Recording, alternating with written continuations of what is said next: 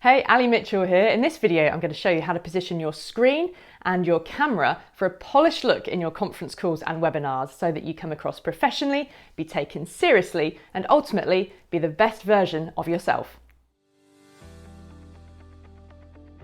Now, this all started during lockdown with a lot of friends being thrown into home working, having to conduct their life and their professional life on video, and realizing very quickly that there are a lot of bad ways of doing it.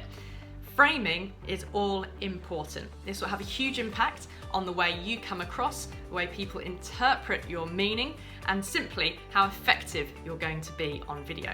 So I have 3 top tips for you as to how to place yourself in the picture. Get it wrong and it'll be distracting and detracting. So let's see how to get it right. I'm going to presume that you are usually working off a laptop and that's where you do most of your conference calls. So the first common mistake is to be working away and then simply jump on a call and look like this. This you see a lot. This is not a natural angle, is it? You never see TV presenters looking down a barrel like this, where you can also see the ceiling of the room they're in. Thankfully, this is easily fixed.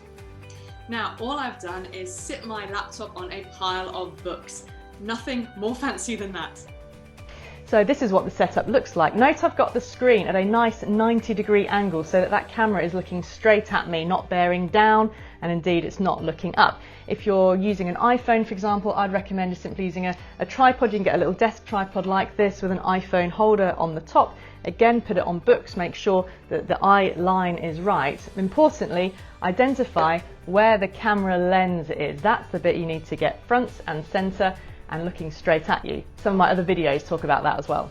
So that's tip number 1. Tip number 2 is to always check what you look like before you start a call. And that's what I'm doing now. I've jumped onto Zoom. I've just started my own private call, if you like. Doesn't cost me anything. And I'm quite happy with the frame. I can see that I'm in the center. I know where my camera is. There's not too much negative space. And by that, well, you'll hear photographers talk about negative space in the framing. And I'll show you what I mean. If I put an extra book on my pile here and just raise the laptop up, another book, we see now I've sunk right down in the frame. There's all this space around me. I mean, it's grey space, it's not massively detracting, but it just doesn't look as aesthetically pleasing. And again, it can impact your message. So get the height right, practice with it beforehand, know that you're comfortable. And this means I can get some hand gestures in the frame as well. A little bit of movement for me just helps the connectivity with the audience. So tip number 3, the last tip, is to be well lit.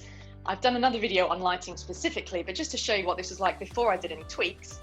Now, I did a few things when I saw this shot originally. I've got a window here to my right. I pulled the blind down about halfway. I put a lamp to my other side here, and I also then put the overhead lights on as well. Voila. So I'm happy with my framing. This is a plain grey wall as a background. I'll do another video on backgrounds because sometimes it can pay to have a little set, if you like, behind you. It depends on what you're going to do. But for now, this is sleek and pro, and that's the impression that you'll give. So there you go. If this has been handy, then you can subscribe by just pressing my photograph, which has appeared there, or on the big subscribe button, hit the little bell, because then you'll get a notification, you'll never miss another video. Hit the like button as well, and if you put something in the comments, tell me what you would like some tips on, and I'll see you soon.